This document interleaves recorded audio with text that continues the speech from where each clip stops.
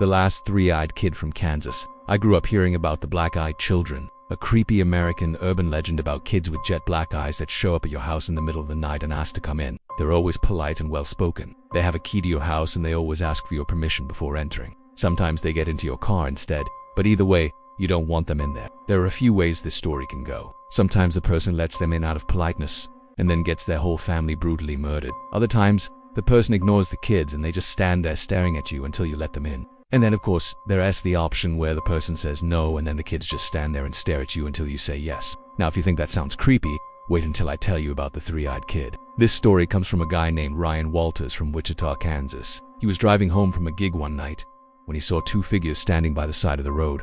It was around 3 a.m. and the streetlights weren't working, so everything was pitch black except for the headlights of cars passing by. Ryan slowed down to see if it was a boy and a girl, but it was too dark and they were too far away, so all he could make out was their general shape. When he got closer, he realized it was a man and a woman, both with their arms outstretched. Ryan assumed they were trying to hitch a ride, so he rolled down his window and asked if they needed help. The man turned towards him and gave a big thumbs up, but when Ryan looked over at the woman, he saw something that made him slam on the brakes and turn the car around. She had no face. Where her face should have been, there was only a gaping black hole. Then she did something even weirder. She reached out with one finger and wiped a tear from her eye. Ryan was understandably freaked out, but he didn't just drive off.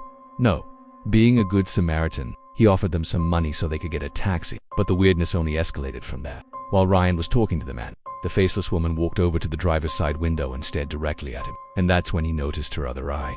It wasn't the left one. It was actually a third eye right in the middle of her forehead. Of course, Ryan freaked out and floored it, but not before he caught another glimpse of the woman's face, and what he saw made the hairs on the back of his neck stand up. The thing that had looked like a tear on her cheek was actually a mouth, and as he drove away he could have sworn he heard her say, "Let me in." Ryan raced home and didn't sleep a wink that night, and the next morning he called the police to tell them what he'd seen. But when the cops checked the area, they couldn't find any sign of the couple. In fact, they couldn't find any record of the town having any missing persons or any reports of strange activity. Ryan was starting to think he'd imagined the whole thing when his phone rang. It was the man from the road and he said, "Thanks for the money last night. It was really nice of you." Ryan immediately hung up and blocked the number, but the man kept calling and calling until Ryan finally picked up again. He told the man he was freaking out because he thought he might be some kind of serial killer or something. That's when the man finally revealed his true colors and said, "I'm gonna kill you." Thankfully, the call ended right after that and Ryan never heard from him again.